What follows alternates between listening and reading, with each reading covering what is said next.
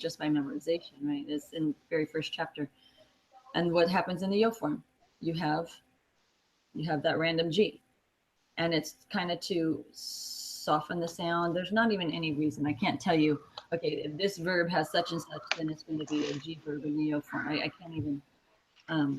There's some reason, but I can't say, okay, every time you have this is going to exist. So this is just a regular. This is just a random one. These ones. These are just random G verbs. There's reasons on some of them, like hacer, we understand why it's softening the sound, because if you look at hacer, if I didn't have that G in there, what would I have in there? I would have a C in there, and it would be ACO, HACO, and it'd be haces, hace, hacemos, haces, and hacen. So all those other C's have a soft sound, but C followed by an O, it says it's hard sound. So we'd have ACO, haces, hace, hacemos. So that G there is to soften that C sound. Ago sounds better than ACO. It doesn't sound as harsh. So, I mean, that's kind of the reasoning behind it. And I think it's just happened through the years. So, so like I said, I can't say, okay, well, if it's spelled like this or if it's spelled like that, then you're going to have a G in the yo form. I can't. These are just lists of things you have to remember. And it's just the yo form that does that. And sometimes it's added in addition to what would normally be there. And sometimes it replaces the letter that's there. So like in hacer, the G replaces the C. Okay, but in poner, they add a G to what should be there. And then in the yo form of traer, it has a spelling change too. So go figure. And this is just kind of stuff that you have to memorize. Exactly. I mean, and like I said, compared to English, these are very few and far between exceptions, whereas English has exceptions to every rule. We learned the rule for the exceptions as well as for those that follow the rule. So yeah. So repiten, hago. Hago. Pongo. Traigo. Traigo. And salgo. Salgo. Okay, so notice all the rest of the verb is completely regular. There's nothing irregular about the rest of the verb. So then the second group of verbs is like tener, right? To have, where it's a stem changer and the yo form has the G thing going on. Okay, so remember that the verb tener has a G in the yo form. The verb venir, to come, follows the same pattern. Both the G and the stem change, okay? So if you look at venir, yo vengo, tú vienes. Okay? So it's an ida, IE stem changer, but it also has that G thing going on in the yo form. And it doesn't stem change. It's just like the verb tener. So if you can remember how to conjugate tener, you'll remember venir as well. Okay. So that's pretty straightforward. It's just a matter of using it. Okay. So if I say I put the paper on the table, yo pongo el papel en la mesa. Okay. I bring the homework to class. Yo traigo la tarea a la clase. Okay.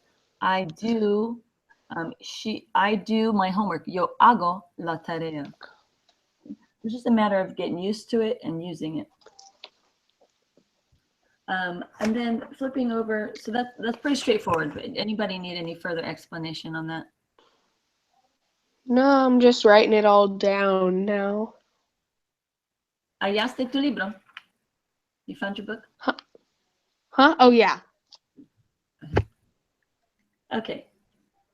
So remember when we, if you'll flip to página 343. So remember, Jared, are you with us?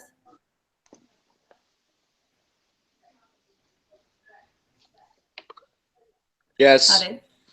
Oh, okay. I just want to make sure if you were just hanging out or if you're actually with us. Okay. I'm paying attention. I know what page we're on. Oh, okay. I just wanted to make sure. I don't want you to be that guy. Okay. Yeah. Okay. So presente progresivo. What's the present progressive in English? I am doing, I am preparing, she is listening. It's some form of the verb to be and the ing, the gerund, right? So remember when I told you, when we first learned present tense, this is included in that. So let me get on the Google Doc. Okay, so if I say, yo planto plantas. Oops, why am I not? Here we go. Yo planto plantas. Okay, what does that say? That says 3 different things. Oh, that says yep. How about that?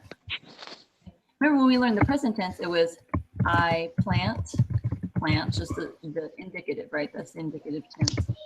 I plant plants. We also include the emphatic. I do plant plants. And we also, it can be, if I say, what are you doing? And you say, oh, planto plantas. I say, I am planting plants. So the present tense is, the present indicative actually translates all 3 words for us in English. Okay? But how do I know the difference between them? You know, just generally from context. So if I really want to say, I am planting plants, and have you to know that it's not I do plant plants and I plant plants, there is a separate present progressive, or the presente progresivo in Espanol. So you take a form of estar, oops, plus the gerund. Okay, remember what's the gerund? It's the ing form of any verb. Okay, estar plus gerund equals present progressive.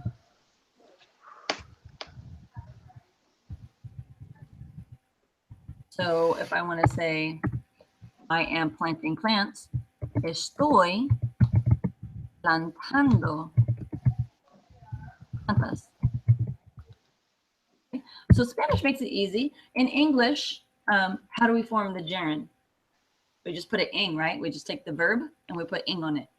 I am planting, I am watering, I am listening, I am shooting, I am carrying, I am staring, I am, okay, so just add ing, right? So Spanish is just about as simple, okay?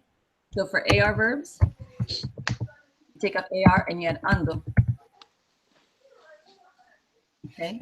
And for ER verbs and IR verbs, you have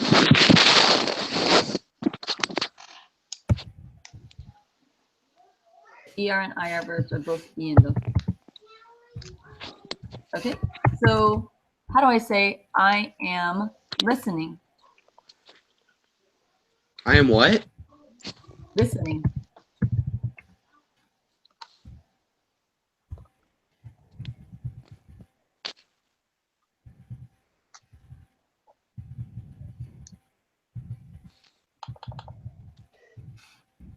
Okay, I am listening.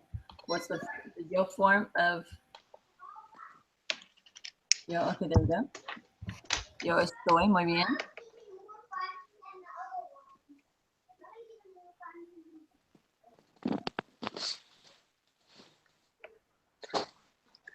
Muy bien, perfecto.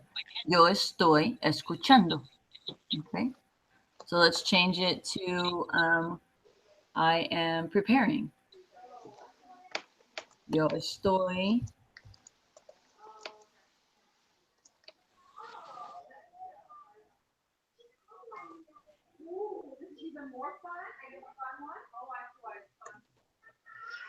You're there. You were there.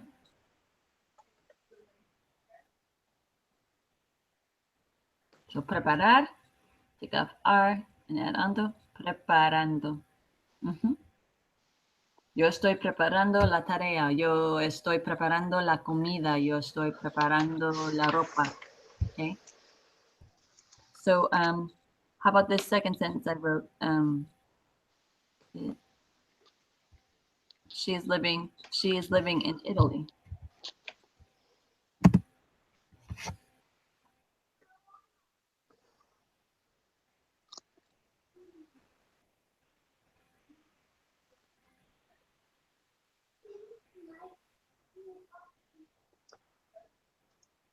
yours, Jared. Okay, muy bien. Ella está viviendo en Italia.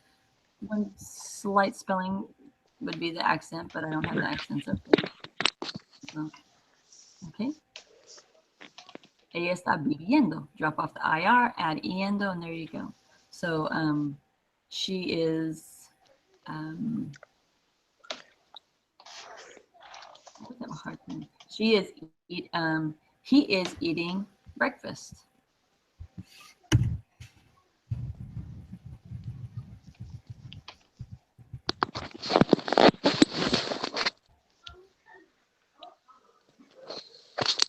I'm going to translate that one. He is eating breakfast.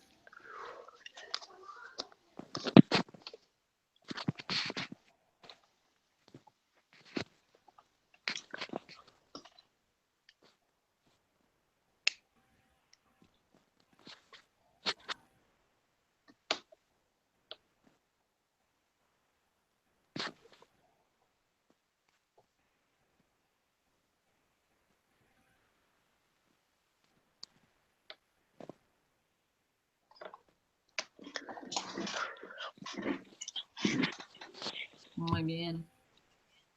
Él está comiendo, and so it's giving you the little spell check thing there. I don't know why I didn't do the other one, but hey.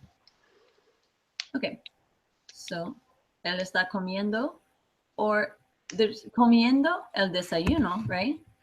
Oops. Or what's the verb for to eat breakfast? There's a separate desayunar. So él está desayunando. And there's an actual verb for to eat breakfast is desayunar.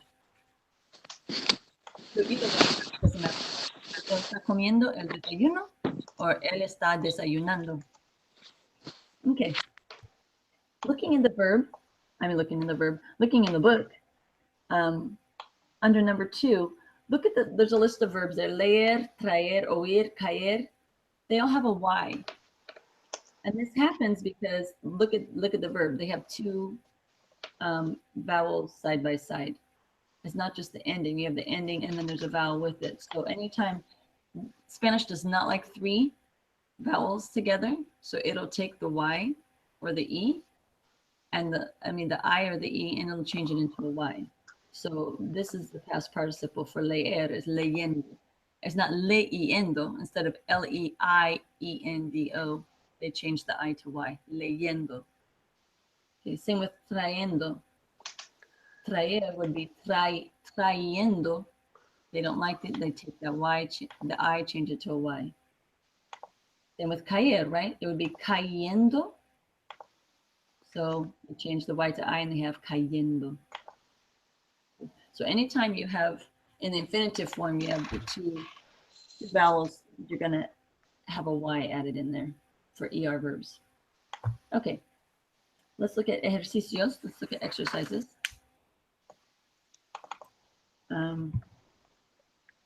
Look at number 8 on 344.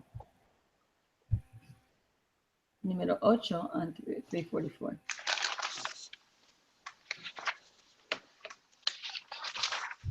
¿Por qué está en el aeropuerto, Sandra? Why is Sandra in the airport? ¿Por qué está en el aeropuerto, Sandra? So she's, what might be plausible answers? She's traveling to Peru, or she's flying to London, or, okay. So if I want to say she's flying to London, how would I say that? She is flying to London.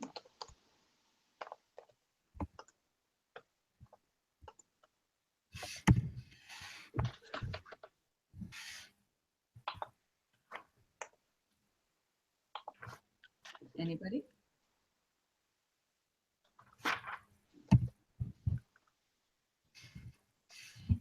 She is flying to London. Okay. Go back down here. She is flying. How much did you say fly?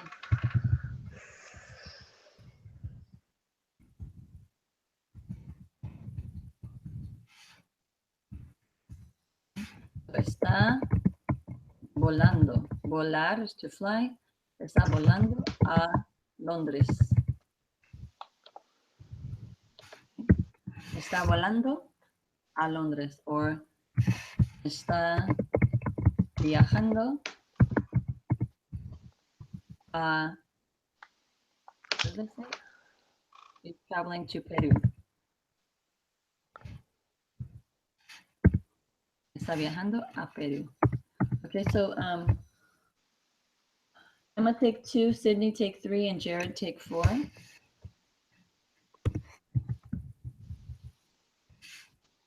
Okay, and answer the question using the gerund, or I should say the present progressive.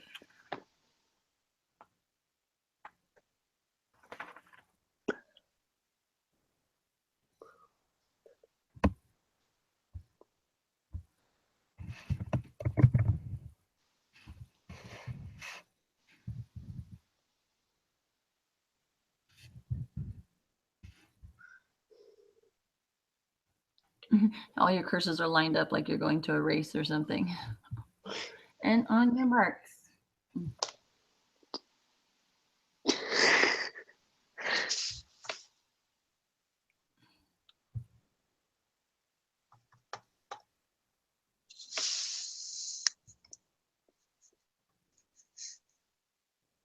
Oh.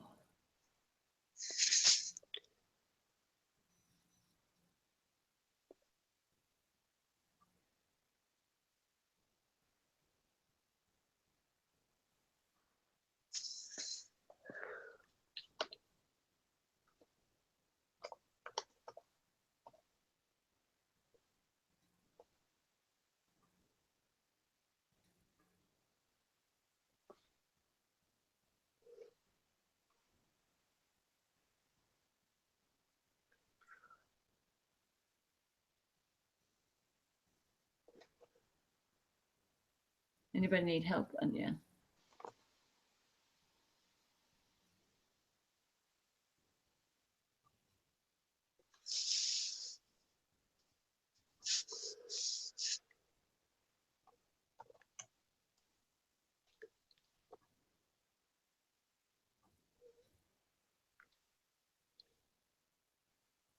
I suppose it would have been better if we would have read the reading above first, because these questions are really regarding the reading from above.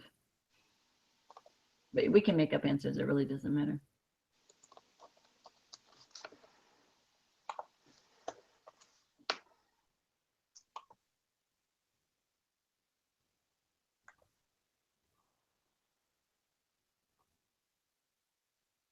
Okay.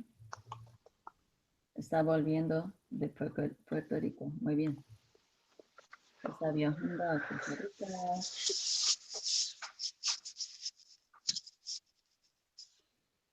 ¿Quién está viajando? Ah, so you're going with her. ¿Es tu prima? Yo estoy. So on something like that, I would say the yo. I would put the yo for the emphasis. I am going with her. Okay, Jordan. Yo estoy viajando con ella. Yeah, I would be too. Costa Rica, let's go. Vamos a Costa Rica. Okay. So any questions on this? Fairly straightforward. Actually, it's a very, very, and you'll use it all the time, because don't people ask you all the time, what are you doing? What's going on? What's happening? Okay. People ask you in the ing all the time. And so you're going to answer a lot in the ing. I use it all the time. So this is just a very simple one. All you have to remember is you should know estar. We didn't have to learn anything new there. And then just adding that past participle, and that's really straightforward too. Not quite as easy as English, right? English, just add ing and you got it. I don't think there are any exceptions in English, right? Ing is ing. Everything takes ing. Skiing, preparing, listening. I don't think there are any exceptions to that. The one thing in English that doesn't have any exceptions. The gerund is formed by adding ing.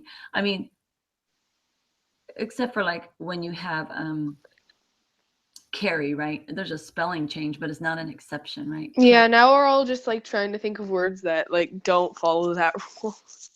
Yeah, but there's some that you are there even spelling changes in adding the ing? There was one I thought of earlier. There's a few. Oh, care.